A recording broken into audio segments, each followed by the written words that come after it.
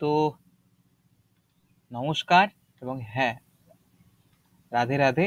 আজ আমরা মুজিবুলপুর JM training স্কুলের রায়মার্টিনের একাদশ শ্রেণীর যে যত সমস্ত কোয়েশ্চেন রয়েছে সেমিস্টার 2 এ তা সলভ করব। চলো শুরু করা যাক। প্রথম প্রশ্ন থেকে শুরু করা যাক। প্রথম প্রশ্ন দেখো কি দেওয়া আছে। প্রথম প্রশ্ন কি দেওয়া আছে? প্রথম প্রশ্ন কি আছে বলে সিপি বলেছে। কি বলেছে? সিপি। কি বলেছে? সিপি। এখন সিপিটা জিনিসটা কি? সিপি হলো তোমার specific heat. Specific hit.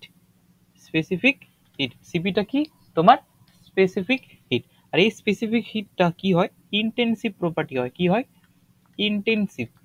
Intensive property হয়। Intensive property. ঠিক আছে? কি হয়? Intensive property. ইন্টেন্সিভ অর্থাৎ ভর নিরপেক্ষ। কি হয়? ভর নিরপেক্ষ। এবং সিপিএম এটা হলো পার মোল স্পেসিফিক হিট। এটা হলো এক প্রকার ইন্টেন্সিভ প্রপার্টি। নেক্সট বলেছে স্থির চাপে। কি বলেছে দেখো? স্থির চাপে কি বলেছে যে ও তাপমাত্রা 1 মোল 10 টা, অর্থাৎ জিঙ্কে যদি আমরা এই সেলের সাথে রিয়াকশন করি তাহলে কৃতকার্যটা কি হবে? সিস্টেম দ্বারা না পরিবার দ্বারা? সেটা হবে সিস্টেম দ্বারা পরিবার, মানে কৃতকার্য হবে। নেক্সট অথবা 4.92 এটিএম চাপে কোনো আদর্শ গ্যাসের আয়তন উষ্ণতা 10 লিটার আছে, 27 ডিগ্রি উষ্ণতা আছে এবং সমউষ্ণ পরবর্তী প্রক্রিয়া সম্প্রসারিত করলে 25 লিটার করা হবে। কার্য বের করতে বলেছে। দেখো এটার সূত্র কি কি লিখবো আমরা? অথবাটা তো কি হবে? আমরা জানি W is equal to minus P external V2 minus V1। এবার মনে রাখবা এটিএমটাকে সবসময় জুলে কনভার্ট করবা। ঠিক আছে? জুলে কনভার্ট করবা কত দিয়ে? 101.3 দ্বারা কি করে? গুণ করে। ঠিক আছে? এটা মনে রাখবা। 101.3 দ্বারা গুণ করে এটাকে জুলে কনভার্ট করবা। তাহলে এটাকে আমি যদি জুলে কনভার্ট করি 4.92 ইন্টু 101.3, ঠিক আছে? V2 হলো তোমার হলো 25 আর V1 হলো তোমার হলো কত? 10। তারপর তোমরা ক্যালকুলেট করতে পারো এটা। ওকে, নেক্সট পার্টটাতে যাওয়া যাক। 3 নম্বরে কি বলেছে? আইইউপিএসি নামকরণ করতে বলেছে। দেখো এটা যদি আমরা স্বস্তিক চিহ্ন না আমাদের সনাতন ধর্মে রয়েছে।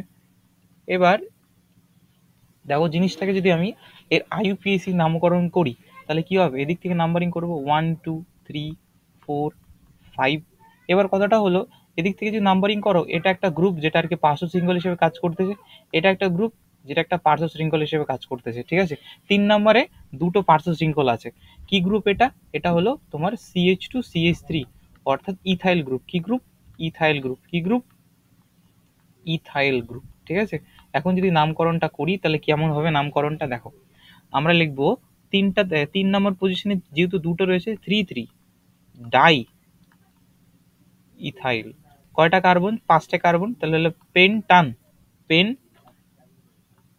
পেন্টান, তারপর কমা 1,4 এ হলো রয়েছে ডবল বন্ড, তার জন্য ডাই ইন হয়ে গেল। নেক্সট যদি আমরা বলি যে C4H8 দ্বারা অ্যালকিনের দুটি জ্যামিতিক সমবায়। এটা দুটো সমবায় হয়। এক হলো তোমার সিস সমবায় হবে যদি একই দিকে প্লেনের একই দিকে যদি আমি একই গ্রুপ রাখি তাহলে সিস সমবায় হাইড্রোজেন বসিয়ে দেব এবং এটা সিস প্রোডাক্ট PDT। এবং এটা ট্রান্স প্রোডাক্ট যদি আমরা বের করি কার্বন এদিকে, কিন্তু CH3 কে কি করবে? এবার বিপরীত দিকে রাখবো প্লেনের। তাহলে কি হবে জিনিসটা? তাহলে হয়ে যাবে তোমাদের কি প্রোডাক্ট? Trans product. কি প্রোডাক্ট? Trans product. ঠিক আছে? এদেরকে বলা হয় কি বলা হয়? জিওমেট্রিক্যাল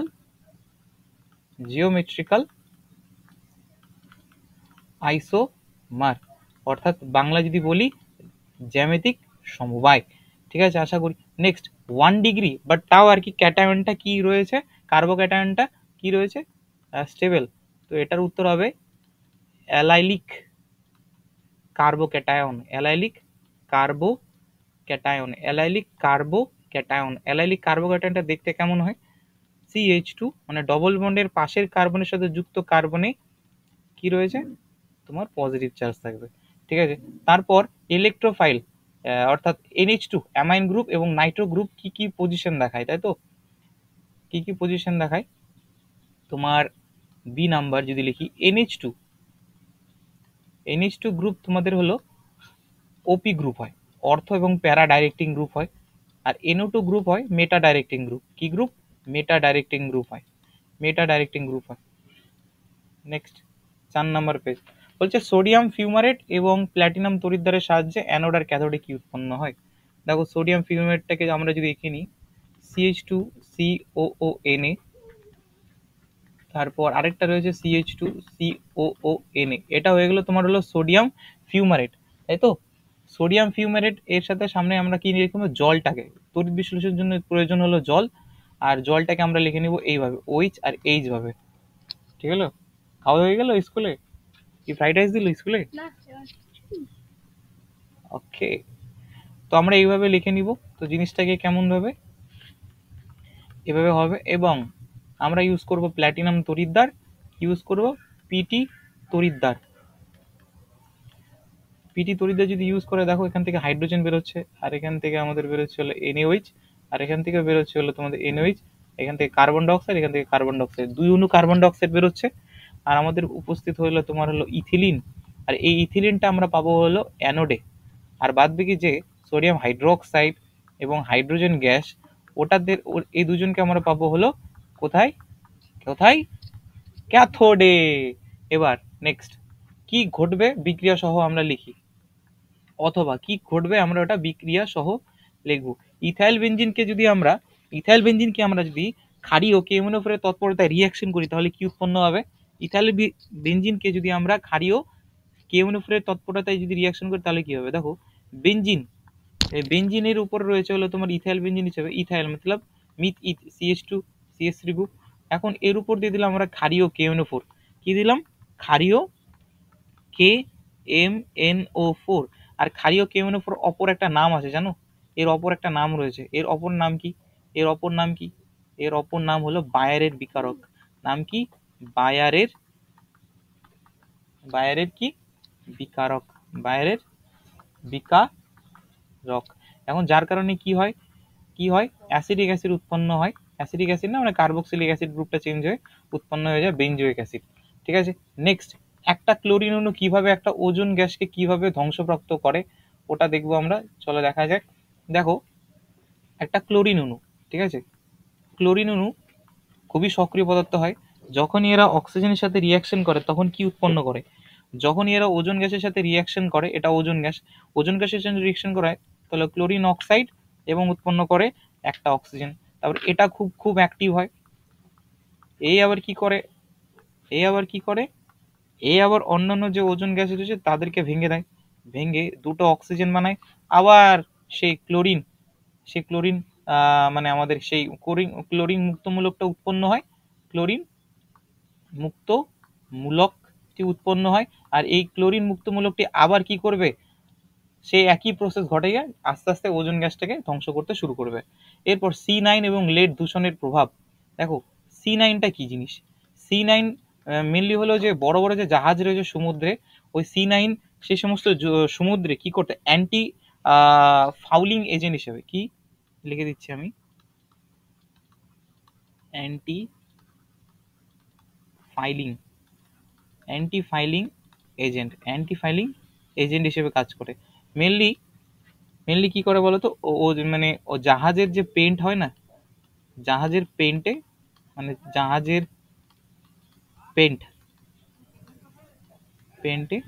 C9 ব্যবহার হয়। আশা করি বোঝাতে পারলাম। তারপর লেডের দূষক তো জানোই আমাদের এখানে কি করে? আমাদের প্রজনন ক্ষমতা হ্রাস করে দেয়, তারপর কিডনি নষ্ট করে দেয়, এই সমস্ত ব্লা ব্লা ব্লা। নেক্সট পরের পেজে যাই, 5 নাম্বার পেজে যদি যাই, দেখো কি দিয়েছে? PCl5 PCl3 Cl2 একটা কি দিয়েছে? একটা অঙ্ক দিয়েছে, ঠিক আছে। এখন PCl5 এর এই অঙ্কটাতে কি লিখবো তার আগে আমাদের ইকুয়েশনটাকে ভালো করে সুন্দরভাবে এখানে লিখে নিব যে PCl5 থেকে উৎপন্ন হচ্ছে তোমাদের PCl2 এবং Cl2। তোরা যদি ধরো T=0 টাইমে, যখন আর কি রিয়াকশন শুরু হয়নি, তো PCl5 ধরো রয়েছে 1 মোল, তখন আর কি PCl 3 এবং Cl2 উৎপন্ন হয়নি, যখন t ইজ ইকুয়াল টু ধরো 1 সেকেন্ডে কিছুটা পরিমাণ উৎপন্ন হলো। এবার যেহেতু দুটো, তার জন্য ধরো 1 মাইনাস কি করেছি 0.5 মোল, অর্থাৎ বেরিয়ে চলে গেছে ধরো। তাহলে কতটা মোল উৎপন্ন হয়েছে এখানে? এখানে 0.5 মোল, এখানেও 0.5 মোল, ঠিক আছে। এরপর যদি আমি পার্শিয়াল প্রেশার অফ PCl5 অর্থাৎ মানে পিটা বের করতে যাই এক কথায়, ঠিক আছে, কারণ গ্যাস আছে, তো গ্যাসের জন্য আমরা এই আংশিক চাপ পার্শিয়াল প্রেশার হিসেবে লিখি, তাই না? গ্যাসের জন্য সবসময় কি লিখতে হয়? গ্যাসের জন্য আমাদের আংশিক চাপটা লিখতে হয়। কি লিখতে হয়? আংশিক চাপটি লিখতে হয়, আংশিক চাপ। গ্যাসের জন্য মনে রাখবে আংশিক চাপটা লিখতে হয় এইভাবে। তো পি অফ PCl5টাকে যদি লিখি, মোট মোট কত ছিল? মোট যদি সলিউশনটা দেখা হয়, মোট সলিউশনের মোট কত? 0.5, এখান থেকে 0.5 গেল, এখান থেকে 0.5, এখান থেকে 0. তাহলে 1.5 এর মতো খেলা হচ্ছে। আর PCl5 এর উপরে রইলো কত? 0.5, ঠিক আছে। তাহলে উত্তরটা কত আসলো আমাদের? P/3। তো অ্যাজ ওয়েল এজ তোমাদের PCl3টাও একই আসবে, মানে PCl3টাও একই আসবে। কত কত বলো? P/3, এবং PCl2টাও একই আসবে। কি আসবে? P/3, ঠিক আছে। এরপর জিনিসটাকে যদি ইকুয়েশন বন্ধ করে দিই, তাহলে কি হবে? এক সেকেন্ড দাও। ওকে, এবার যদি আমি এটাকে ইকুয়েশনে বসানো মানে ধরো আমরা কেপি বের করবো, তো কেপি জিনিসটাকে আমরা কি লিখি?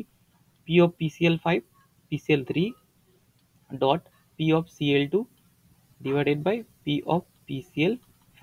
এখন প্রত্যেকটির মান যদি আমরা বসাই, P/3 into P/3 divided by P/3, তো P/3 একটা P/3 কেটে গেল, তো কেপি সমান সমান একটা P/3 পড়ে থাকলো। অর্থাৎ 3 এদিকে যদি এদিকে গুণ করি, তাহলে 3 kp is equal two P. এটাই তো তোমাদেরকে প্রমাণ করতে বলেছে, হ্যাঁ কি না? কি বলেছে? প্রমাণ করতে বলেছে যে সিস্টেমের মোট চাপ সাম্যদ্রুবকের কেপির 3 গুণ, তাই তো? প্রমাণ করলাম। এরপর পরের প্রশ্নে কি বলেছে? হেবার পদ্ধতিতে সন্তোষজনক তাপমাত্রা কত? 600 degree centigrade. 600 degree centigrade. Next কি বলেছে দেখো, নেক্সট কি বলেছে তোমাদের সামনে? নেক্সট প্রশ্ন কি বলেছে তোমাদের সামনে? নেক্সট প্রশ্ন বলেছে তোমাদের সামনে হলো, একটা প্রশ্ন দিয়েছে, বলে যে অজৈব লবণের গুণগত বিশ্লেষণ। অজৈব লবণের গুণগত বিশ্লেষণ কার নীতির উপর আর কি নির্ভর করে? এই নীতিটা হলো সাধারণ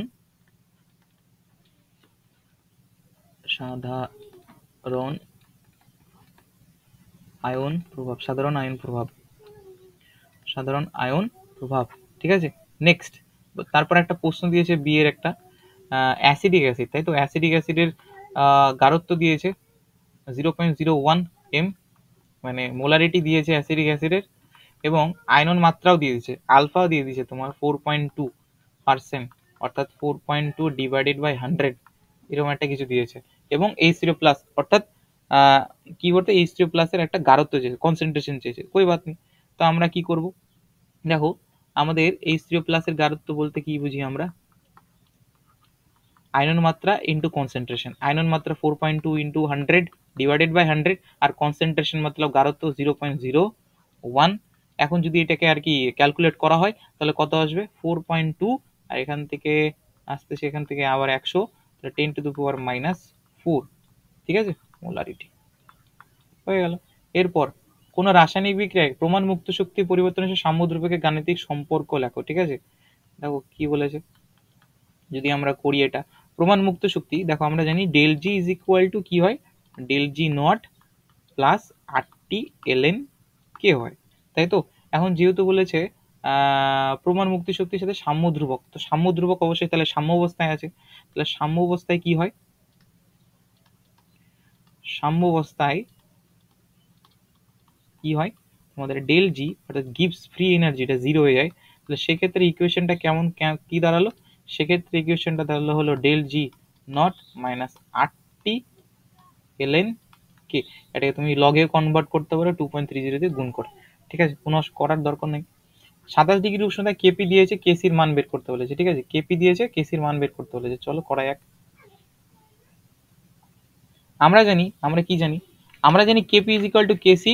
আমরা জানি কেপি সমান সমান KC. KC RT to the power del N, ঠিক আছে। ডেল এনটা কিভাবে বের করব?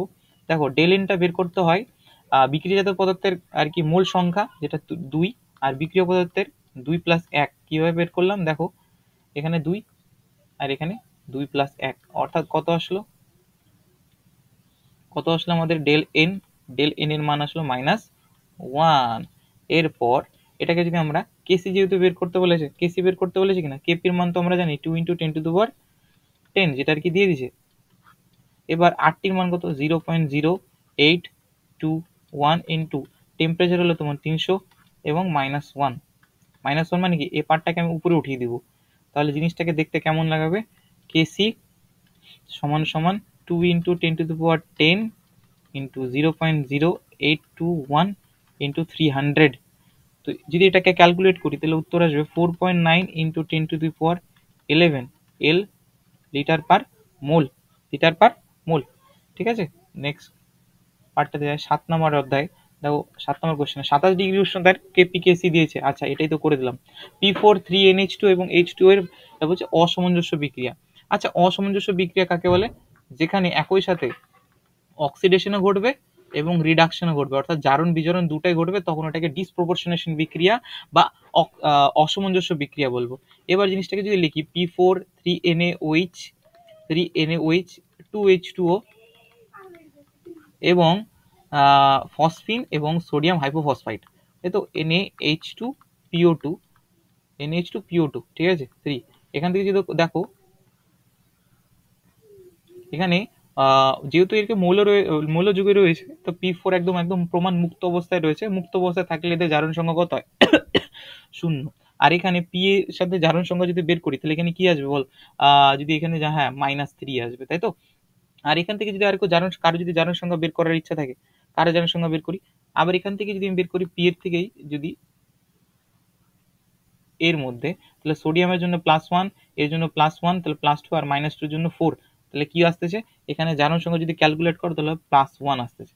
অর্থাৎ প্রথম পার্টটাতে দেখো, অর্থাৎ P4 থেকে যখন আমি NaH2P2 তে যাচ্ছি, PO2 তে যাচ্ছি, এখানে কি হচ্ছে জারণ সংখ্যা কি হচ্ছে, অক্সিডেশন নাম্বার কি হচ্ছে, বাড়তেছে না কমতেছে, ইনক্রিজ করতেছে। ইনক্রিজ করলে কি হয়, এখানে অক্সিডেশন হয়। যখন আমি P4 থেকে, ঠিক আছে, কোথায় যাচ্ছি, ফসফিনে যাচ্ছি, তখন কি হচ্ছে অক্সিডেশন নাম্বার ডিক্রিজ হচ্ছে, তার মতলব রিডাকশন হচ্ছে। এখান থেকে প্রমাণ হয়ে গেল যেহেতু অক্সিডেশন রিডাকশন দুটোই ঘটতেছে, তার মানে এটা আর কি বলবো, কি এটা হলো একটা অসামঞ্জস্য বিক্রিয়া। তারপরে কোশ্চেন, একটা সোডিয়ামের অ্যামালগাম, যদি সোডিয়ামের অ্যামালগাম দেওয়া থাকে না, তো অ্যামালগাম যে ধরনের আছে, সেটা জিঙ্ক অ্যামালগাম হোক বা যে অ্যামালগাম হোক, যে কোনো অ্যামালগামের জন্যই আর কি ধাতুর মানে মেটালের তরল ধাতু না, সে আমরা জানি মার্কারি ধাতু, তরল ধাতু, কিন্তু এই যে মেন সোডিয়ামে যেহেতু বের করতে বলেছে, তো সোডিয়ামটার আর কি জারণ সংখ্যা 0 হবে। ঠিক আছে, আশা করি বোঝাতে পারলাম। ঠিক আছে, সোডিয়ামের জারণ সংখ্যা কি হবে, 0 হবে। ঠিক আছে, চলো নেক্সট পার্টটাতে যাই আমরা। দেখো বলেছে chlorine, sulphur dioxide, H2O, HCl, H2O4 ion electron পদ্ধতি। দেখো তোমাদের জারণ সংখ্যা থেকে আয়ন ইলেকট্রন পদ্ধতি আর জারণ সংখ্যা যতগুলো উদাহরণ আছে করে যাও, তার মধ্যে কমন পড়ে যাবে। ঠিক আছে, তার মধ্যেই তোমাদের দেখবে আর কি 2-3টা, একটা না মানে কমন তো পড়বে, এটা আর কি মানে বাধ্যবাধকতা। আর দিবে কোথা থেকে, ওখান থেকে তো দিবে। ঠিক আছে, তো তার জন্য আমাদেরকে প্রথমে কি করে নিতে হবে, আয়ন ইলেকট্রন পদ্ধতি বলেছে, তার আগে আমরা করে নিব তার অক্সিডেশন, জারণ অদবিক্রিয়াটা আমরা লিখে নিব।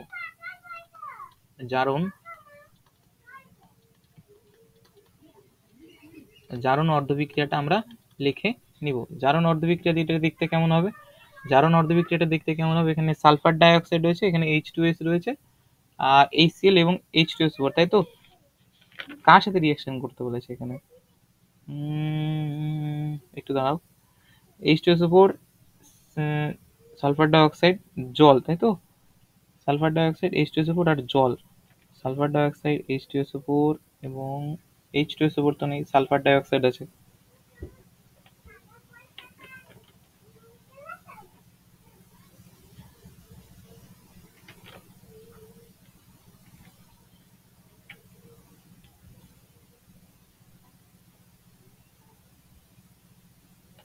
হয়তোবা জিনিসটা এরকম ভাবে হতো, আমার মন বলতেছে হয়তোবা এটা এমন ভাবে হতো। আচ্ছা এটা আমি একটু চেঞ্জ করে এমন ভাবে করতেছি।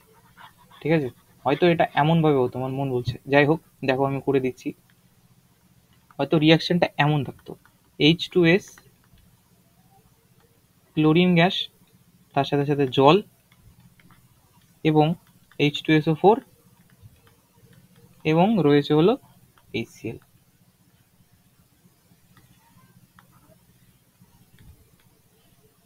এটা বা হতো, ঠিক আছে, এটা হয়তো হতো, যাই হোক কোই বাত নেই। এটা এর উপর একই ব্যাপার, একই যদি করি আমরা তাহলে কি হবে, জারণ অর্ধবিক্রিয়া। জারণ অর্ধবিক্রিয়া আছে H2S হাইড্রোজেন সালফাইড, আর হাইড্রোজেন সালফাইড থেকে আমাদের বানাতে হবে H2SO4। এখানে যেহেতু 4টা অক্সিজেন, তার জন্য আমরা নিয়ে নেব 4 অণু জল, আর 4 অণু জলের দ্বিগুণ এখানে নিয়ে নেব 8টে H প্লাস। এখানে যদি 8টা H প্লাস, এখানে কোনো ইলেকট্রন নাই, তাই এখানে আমি 8টে ইলেকট্রন নিয়ে নিব। নেক্সট এদিকে লিখবো আমরা বিজারণ অদবিক্রিয়া। কি লিখবো, বিজারণ অদবিক্রিয়া। তো বিজারণ অদবিক্রিয়ায় পড়ে রইলো আমাদের কি, পড়ে রইলো কি, পড়ে গেল ক্লোরিন। ক্লোরিন থেকে আমাদের বানাতে হবে HCl। HCl তো না, ক্লোরিন মাইনাস। এবার এখানে যেহেতু দুটো ক্লোরিন একটা ক্লোরিন, 2 দিয়ে গুণ করে দেবো। এবার আমরা এখানে জাস্ট ইলেকট্রনে জাস্ট তারতম্যের জন্য এখানে আসবে 2টা ইলেকট্রন। এবার দেখো এখানে 8টা ইলেকট্রন, এখানে 2টো ইলেকট্রন, তাহলে আমি 4 দিয়ে জাস্ট গুণ করে দেবো। 4 দিয়ে গুণ করার পর কি হবে, এই যে 4টে এখানে 4 দিয়ে গুণ করার পর কি হয়ে যাবে বলো, 4 দিয়ে গুণ করার পর কি হয়ে যাবে, 4 দিয়ে যখন গুণ করবো তখন 4 দুগুণ 8, এখানে হয়ে যাবে 4, আর এখানে 8, তাই তো। তখন এই 8টা ইলেকট্রন, এই 8টা ইলেকট্রন কেটে যাবে, পড়ে থাকবে H2S প্লাস 4 অণু Cl2 প্লাস 4 অণু ওয়াটার, তারপর হচ্ছে H2SO4 আর রয়েছে 8 অণু Cl মাইনাস। খাতাম। এখানে আর কোনো ইলেকট্রন বিন্যাস করার দরকার নেই, মানে সমাধান করার দরকার নেই, সম্পূর্ণ ঠিকঠাক রয়েছে। এরপর হলো নাইট্রেট মূলকের যদি শনাক্তকরণ করতে চাও, নাইট্রেট মূলকের যদি শনাক্তকরণ করতে চাও তাহলে, আচ্ছা সৃষ্ট যে বাদামি বলয়, আচ্ছা জানো তো এটা, এই বাদামি বলয়টা কিসের জন্য হয়? হ্যাঁ, তো এই বাদামি বলয়ের রিয়াকশনটা খুব ইম্পর্টেন্ট, দেখে যেও। জিনিসটা কেমন হয় ওটা লিখে দিচ্ছি দেখো।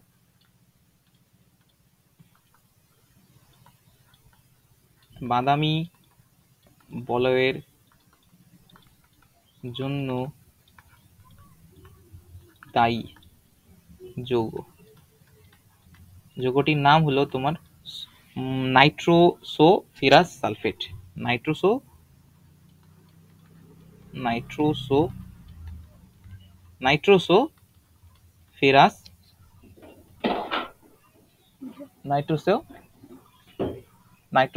সালফেট।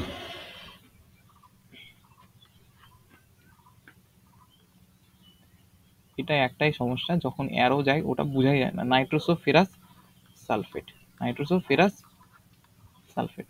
এখন যদি এর আমি সংকেত লিখতে চাই, জিনিসটা কেমন হবে, Fe, নাইট্রোসের জন্য NO, আর সালফেটের জন্য দিয়ে দেবো SO4। ঠিক আছে, আশা করি বুঝতে পারলাম। নেক্সট বলেছে C5H12, তাই তো, C5H12 সংকেত বিশিষ্ট সময় অ্যালকেনগুলি স্ফুটনাঙ্ক ঊর্ধ্বক্রমে সাজাও। দেখো এখানে কি কি হতে পারে, সেই অ্যালকেনগুলি কি কি হতে পারে, সেই অ্যালকেনগুলি হতে পারে তোমার এন পেন্টেন, কি হতে পারে, এন পেন্টেন যা স্ফুটনাঙ্ক সবথেকে বেশি, তারপর আইসোপেন্টেন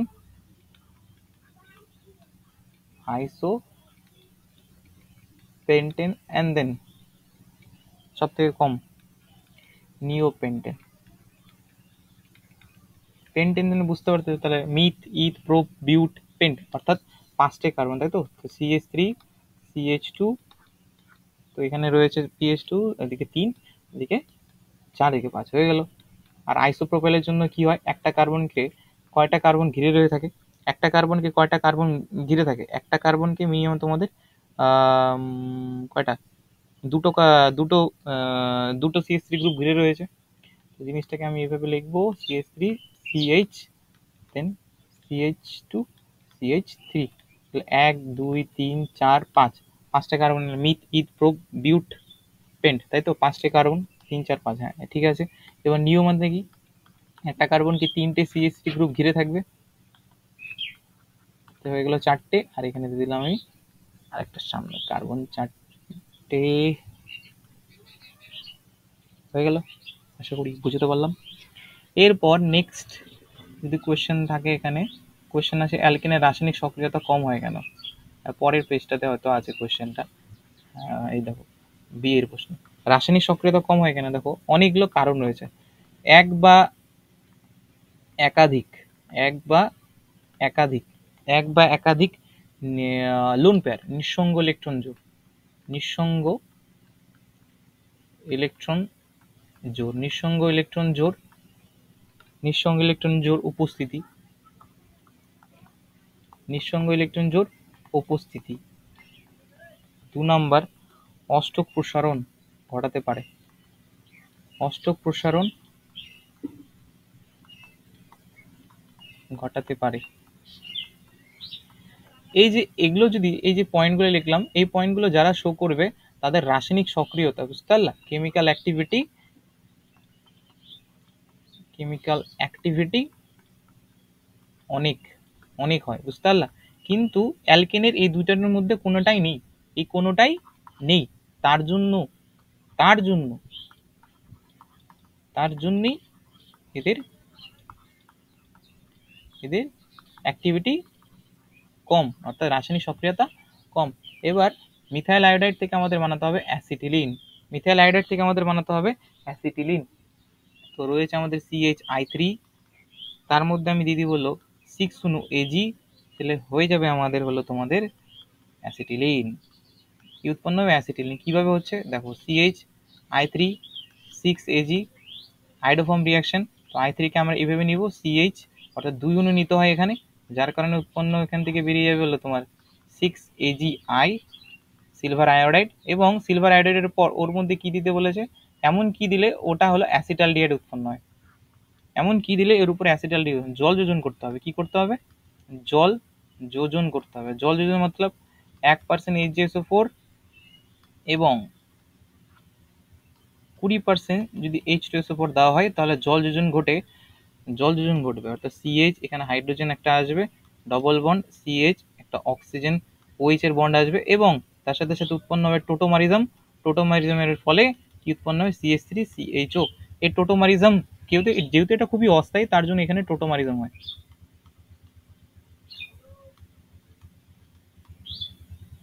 কি হয়? টোটোমারিজম হয়। আশা করি বোঝাতে পারলাম, ঠিক আছে। এরপর পরের পেজটাতে যদি যাই আমরা, পরের পেজ 10 নম্বর পেজে যদি যাই, 10 নম্বর পেজে কি বলেছে? ইহাদের মধ্যে কোনটি অ্যারোমেটিক, কোনটি অ্যান্টি অ্যারোমেটিক, কোনটি নন অ্যারোমেটিক। ইহাদের মধ্যে কোনটি অ্যারোমেটিক, কোনটি অ্যান্টি অ্যারোমেটিক এবং কোনটি নন অ্যারোমেটিক, তাই তো? চলো দেখানো যাক। এবার কথাটা হলো অ্যারোমেটিক মতলব কি? হুকেলে যে সূত্র রয়েছে না, হুকেলে যে সূত্র, সেই সূত্রটা মেনে চলতে হবে। 4n প্লাস পাই ইলেকট্রনস, তাই তো? এই সেই সূত্রটা। এবার যদি আমি এই স্ট্রাকচারটা লক্ষ্য করি, এখানে 4টে পাই ইলেকট্রনস, তাই তো? আর এখানে যদি দেখি,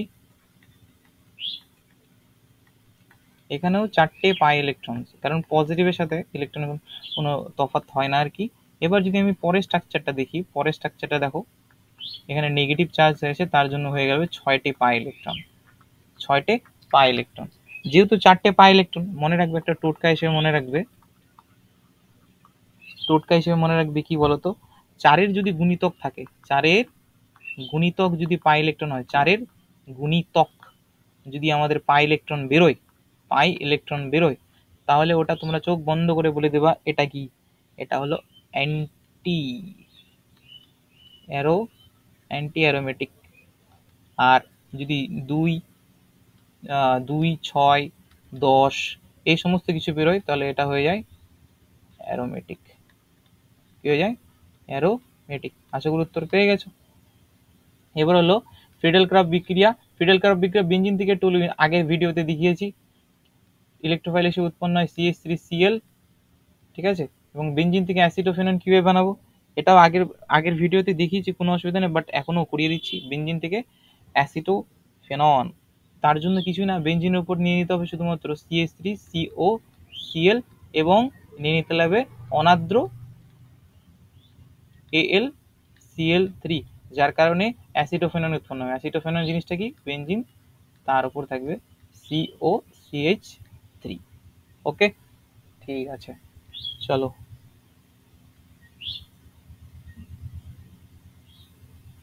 অ্যাসিডোফেনন তো হয়ে গেল, এরপর আমরা নেক্সট পার্ট যাব, ঠিক আছে। এরপর এখন অঙ্কটা করবো, এই অঙ্কগুলো তো খুব দারুণ হয় ভাই, দেখো কেমন হয় জিনিসটা, করে দিচ্ছি। এবার এখানে তোমাকে বানাতে হবে বেঞ্জিন, তাই তো। তো বেঞ্জিনের একটা স্ট্রাকচার আমরা আগে থেকেই, মানে মেইন কিভাবে যে বেঞ্জিন উৎপন্ন হয়, কার্বন প্লাস হাইড্রোজেনের তৎপরতায় বেঞ্জিন উৎপন্ন হয়, তাই কি না। এখানে কার্বন কয়টা রয়েছে ভাই রাহুল, কয়টার কার্বন এখানে? একটা কার্বন, বাট এখানে কয়টা কার্বন আছে? 6টা। তার মানে কয়টা নিতে হবে? 6টা নিতে হবে। এখানে হাইড্রোজেন কয়টা রয়েছে? 2টা। এখানে হাইড্রোজেন কয়টা রয়েছে? 6টা। কি দিয়ে গুণ করতে হবে? 3 দিয়ে। এটা হলো তোমাদের প্রমাণ গঠন, ঠিক আছে, প্রমাণ গঠন। এবার জিনিসটা কি করতে হবে, প্রথম ইকুয়েশনটাকে দেখ, এই ফার্স্ট ইকুয়েশনটাকে দেখ। ফার্স্ট ইকুয়েশনে CH4 বেঞ্জিনটা কোন দিকে আছে, ডান দিকে না বাম দিকে? ডান দিকে না বাম দিকে আছে বল? এটাও রয়েছে আমাদের বাম দিকে, তাই না, বাম দিকে রয়েছে। আমরা যদি স্ক্রিনের দিকে তাকাই বাম দিকে রয়েছে। আর এই আমাদের মেন ইকুয়েশনে CH4 কোন দিকে রয়েছে? ডান দিকে। তাহলে উল্টা হয়ে গেল না। তাহলে ইকুয়েশনটাকে আমরা একটু কি করি, ঠিকঠাক করে লিখি। তাহলে আমরা কি লিখবো, এখানে কার্বন ডাইঅক্সাইড লিখবো, তারপর আমরা এদিক থেকে কি লিখবো, C6H6 এবং 15/2 অক্সিজেন লিখবো। যার ফলে কি হবে, ডেল এইচ যেখানে পজিটিভ ছিল 754.3 যে কিলো ক্যালোরি ছিল, উল্টে লেখার পরে মাইনাস হয়ে গেল, আর কিছুই না। নেক্সট পরেরটা দেখো, কার্বন এখানে কয়টা আছে? একটা। এখানে কার্বন কয়টা আছে? 6টা। তাহলে কি করতে হবে, একে কি দিয়ে গুণ করতে হবে? 6 দিয়ে গুণ করতে হবে, তাই তো। আগে আমি এটা লিখে নিই, তারপরে এটাকে আমি চেঞ্জ করে দেবো। 6 দিয়ে কি করতে হবে? গুণ করতে হবে। মেন ইকুয়েশনে 6 দিয়ে আমি গুণ করতে হবে, যার কারণে ডেল এইচ যা ছিল -94.38 কিলো ক্যালোরি, সেটাও কত দিয়ে গুণ করতে হবে? 6 দিয়ে। এরপর এখানে দেখো হাইড্রোজেন কটা আছে? দুটো। এখানে হাইড্রোজেন কটা আছে? 3টা। ওটা 3 দিয়ে গুণ করতে হবে। তাহলে আগে আমাকে হাইড্রোজেনটা লিখে নিই, H2 প্লাস হাফ O2 দেন H2O। এবার 3 দিয়ে আমাকে কি করতে হবে? গুণ করতে হবে। গুণ করে দিলাম 3 and 3, যার কারণে ডেল এইচ এর মানকেও আমরা কি দিয়ে গুণ করে দেবো? 68.38 কিলো ক্যালোরি ইন্টু 3। আশা করি বুঝতে পারলাম। এবার যখন প্রমাণ বের করব তখন সামেশন করে দেবো del of H, summation of del of H কত আছে? 75.4.3 প্লাস 6 ইন্টু -94.3 প্লাস 3 ইন্টু -68.38, তাই তো। এখন এটাকে যদি আমরা আর কি বের করি, তাহলে বের করলে কত আসবে সেটা তোমরা করে নিতে পারো। তোমরা করবে না? তো তোমরা যদি করে নাও তাহলে এই জিনিসটা কেমন আসবে, জিনিসটা দেখো আসবে হলো 1525.75 কিলো ক্যালোরি, তাই তো। এটা অ্যান্সার আসবে। এবার নেক্সট, রাসায়নিক পরিবর্তনে এনথালপির পরিবর্তন আন্তঃশক্তির পরিবর্তন অপেক্ষা অধিক গুরুত্বপূর্ণ কেন হয়? ঠিক আছে, অধিক কি হয়? গুরুত্বপূর্ণ হয়। দেখো কেন হয় ওটা বোঝাই, বি নাম্বার, তাই তো। স্থির চাপে কি, স্থির চাপে কোনো প্রক্রিয়ায়, স্থির চাপে কোনো প্রক্রিয়ার চাপ আয়তনিক কার্য, চাপ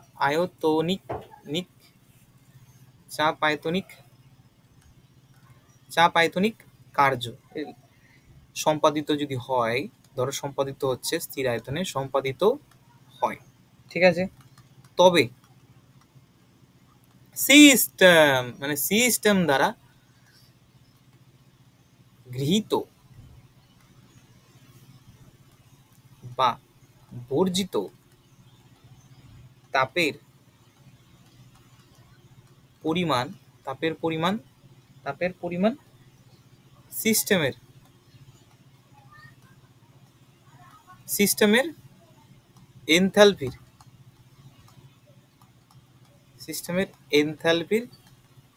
এনথালপির পরিবর্তনের সমান হয়। কি হয়? পরিবর্তনের সমান হয়। এক কথায় ইনডাইরেক্টলি আমাকে লিখতে হবে কি হবে, del of H is equal to Q of P. Main কথা এটাই, হ্যাঁ কি না।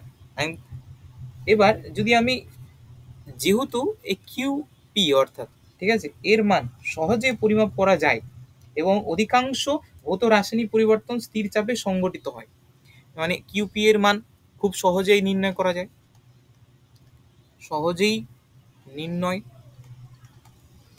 করা যায়। কার কার মান সহজে নির্ণয় করা যায় রাহুল? কার মান? কিউপি, ঠিক আছে, মানে হিট অ্যাট কনস্ট্যান্ট প্রেসার।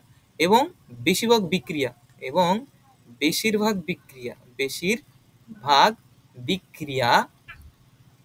বিক্রিয়া স্থির চাপে সংঘটিত হয়। কি হয়? স্থির চাপে সংঘটিত হয়।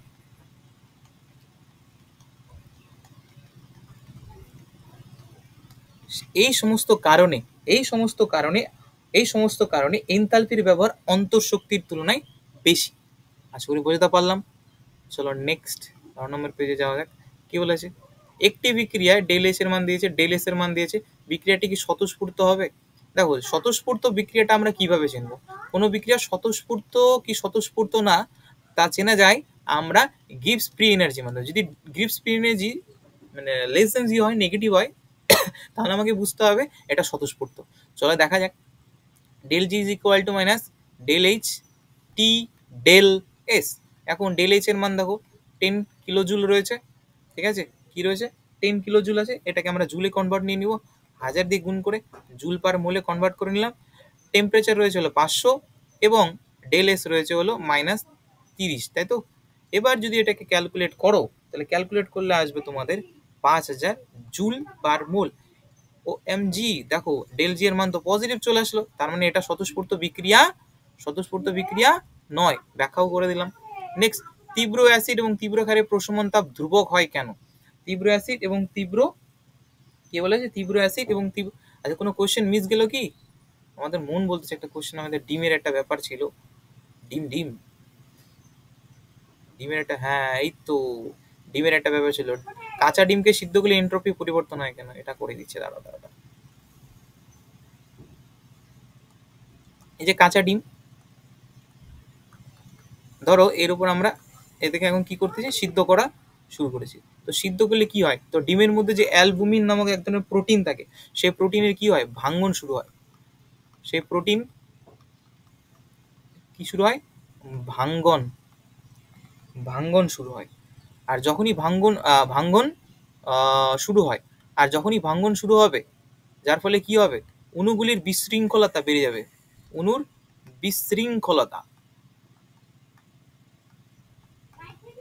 বিশৃঙ্খলাতে কি হয়ে যাবে? ইনক্রিজ হবে। আর অণুর বিশৃঙ্খলাতে যদি ইনক্রিজ হয়, ডেল এস অর্থাৎ এন্ট্রপির মানও কি হবে? ইনক্রিজ হবে। তো এটাই। নেক্সট পেজে যদি যাই আমরা, এবার দেখো তীব্র অ্যাসিড এবং তীব্র ক্ষারে প্রশমন তাপ কি হয়? ধ্রুবক হয় কেন? তীব্র অ্যাসিড এবং তীব্র প্রশমন তাপ ধ্রুবক হয় কেন? দেখো, এটা আমরা এ ছিল, এটা বি। প্রশমন তাপ অর্থাৎ নিউট্রালাইজেশন, তাই তো, মানে ডেল এইচ এন কনস্ট্যান্ট হয় কেন? দেখো, কনস্ট্যান্ট হওয়ার একটাই কারণ, যেহেতু তুমি তীব্র অ্যাসিড নিয়েছো অর্থাৎ স্ট্রং অ্যাসিড নিয়েছো, তো স্ট্রং অ্যাসিড কি করবে? খুব প্রচুর পরিমাণে এইচ প্লাস উৎপন্ন করবে। এবং স্ট্রং বেস যদি আমরা নিই, তো স্ট্রং বেসের কারণে উৎপন্ন হবে ওইচ মাইনাস। যারা এরা পরস্পর বিক্রিয়া করে কি উৎপন্ন করবে? ওয়াটার। আর ওয়াটার উৎপন্ন করার ফলে যে এদের যে নিউট্রালাইজেশনের মান ধ্রুবক হয়ে যায়, ঠিক আছে। এরপর নেক্সট, ধরো এ থেকে বি যেতে গেলাম, তো gives free energy at constant temperature এবং কনস্ট্যান্ট প্রেসার। এর অর্থ কি? এর অর্থ একটাই, যে বিক্রিয়াটি কিসে রয়েছে? সাম্যাবস্থায় রয়েছে, জিরোতে মানে সাম্যাবস্থা, লেস দেন মানে তোমার স্বতঃস্ফূর্ত, গ্রেটার দেন 0 মতলব আর কি অস্বতঃস্ফূর্ত। সাম্যাবস্থায় রয়েছে, ইকুইলিব্রিয়ামে রয়েছে। কিসে রয়েছে? ইকুইলিব্রিয়ামে রয়েছে। সাম্যাবস্থায় রয়েছে, ইকুইলিব্রিয়ামে রয়েছে, ঠিক আছে। নেক্সট কি বলেছে? যোজিত কক্ষের ইলেকট্রন সংখ্যার ভিত্তিতে মানের ঊর্ধ্বক্রমে সাজাও। চলো দেখা যায়। তো প্রথমে নিয়ে নিলাম আমরা CH3+। এটাকে যদি আমি ভালো করে লিখি তাহলে কেমন হবে? এদিকে হাইড্রোজেন। এখন এদের যদি আমি ফর্মাল চার্জ বের করি, তো ফর্মাল চার্জের সূত্র কি? 4 অফ -0, এখানে হাফ, যেহেতু এখানে 6টা ইলেকট্রন শেয়ার রয়েছে, 1 2 3 4 5 6, তো 6 দিয়ে গুণ করে দেবো, পরে আসবে +1। ঠিক তেমনি এইভাবে যদি আমরা CH3- এরটা বের করি ফর্মাল চার্জ, তাহলে ফর্মাল চার্জটা বের হবে -1। এবং যদি মুক্তমূলকের বের করি, মুক্তমূলক ডটটার, তাহলে এর ফর্মাল চার্জ বের হবে হলো তোমার 0। তাহলে সেই ক্ষেত্রে কার বেশি? CH3 then CH3 dot and then CH3 minus. ঠিক আছে, পরে বলেছে ইথাইল ব্রোমাইডের ওপর যদি অ্যালকোহলিক OH দিই তাহলে জিনিসটা এমন হয় কেন? বিক্রিয়া কৌশল দেখাতে চেয়েছে। ঠিক আছে, চলো বিক্রিয়া কৌশল দেখানো যাক। বিক্রিয়া কৌশল দেখো, CH3 CH2 Br, আমি নিলাম হলো KOH, তো KOH থেকে চলে আসবে KOH মাইনাস, আর জিনিসটাকে যদি আমি ভালো করে লিখি তাহলে কি হবে? সি, দুটো হাইড্রোজেন এদিকে এদিকে Br, তাই তো, আর OH মাইনাস। তো প্রোডাক্ট আমাকে বানাতে কি বলেছে? CH2 ডবল বন্ড CH2, তাই কি না? হ্যাঁ কি না? হ্যাঁ কি না? ধরো এই OH মাইনাস এটা পজিটিভ হয়, এটা নেগেটিভ হয়। এই OH মাইনাস ধরো এই কার্বনকে অ্যাটাক করলো, যার কারণে ব্রোমিনটা বেরিয়ে গেল। পরের রিয়াকশনে আমি দেখতে পাবো CH3 C, উপরে হাইড্রোজেন, এদিকে হাইড্রোজেন, এদিকে রয়েছে তোমাদের কি OH, তাই তো, CH2 COH। এরপর এই OH টা যেহেতু এই কার্বনের সাথে যুক্ত, তো এটাকে বলে আলফা কার্বন আর এটাকে বলবো বিটা কার্বন। এখন জিনিসটাকে যদি আমরা এই হাইড্রোজেনটাকে খুলে লিখি, ঠিক আছে, এটাকে যদি আমি খুলে লিখি কি হবে? কি হবে? কি হবেটা কি? ওয়া বেটে সব মুছে গেল, ওই বাদ, কার্বন OH।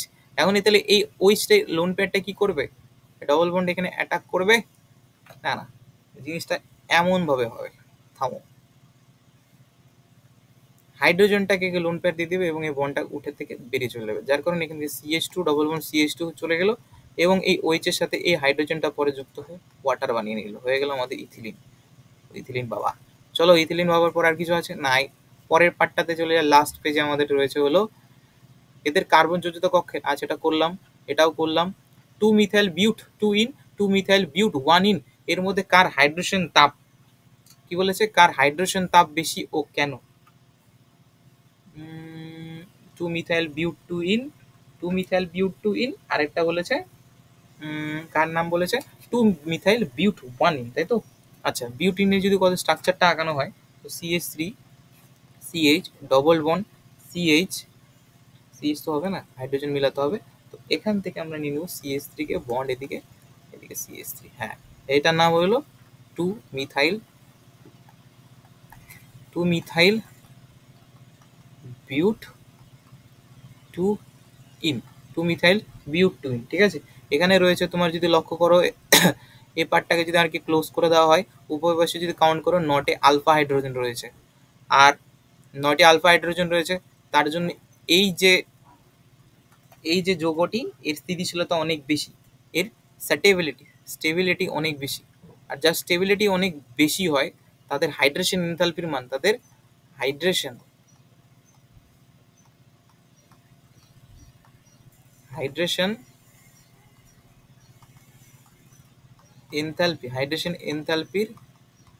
এনথালপির মান কি হয়?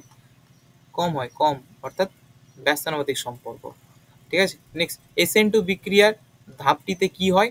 CH3 এবং CH3 মাইনাসের গঠন আঁকতে বলেছে। দেখো, SN3 তে কি হয়, একটা রিয়াকশন আমরা লিখে নিই, একটা SN3 তে কি হয়, তাই তো। SN2 তে কি হয়?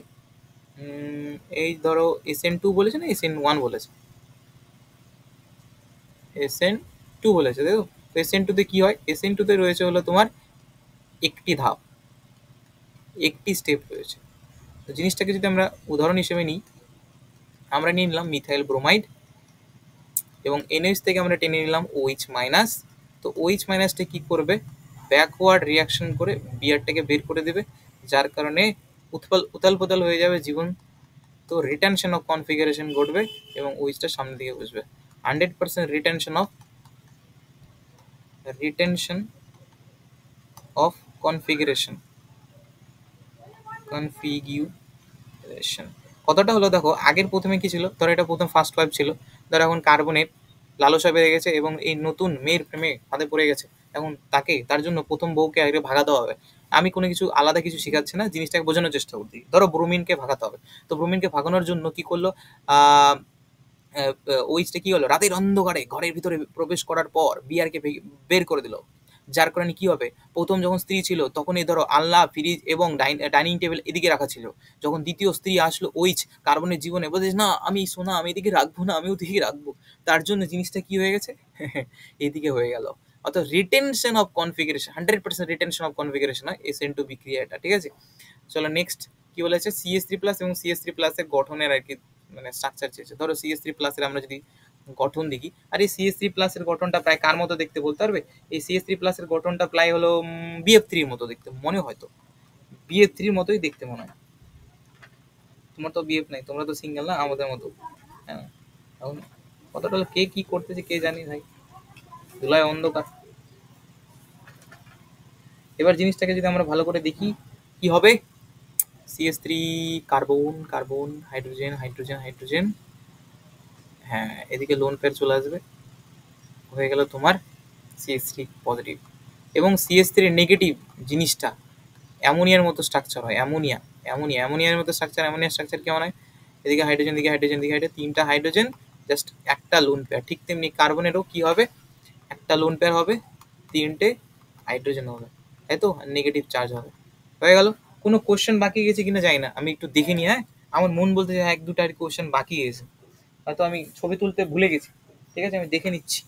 যদি দাঁড়া আমি একটা জিনিস সলভ করতে যেতে।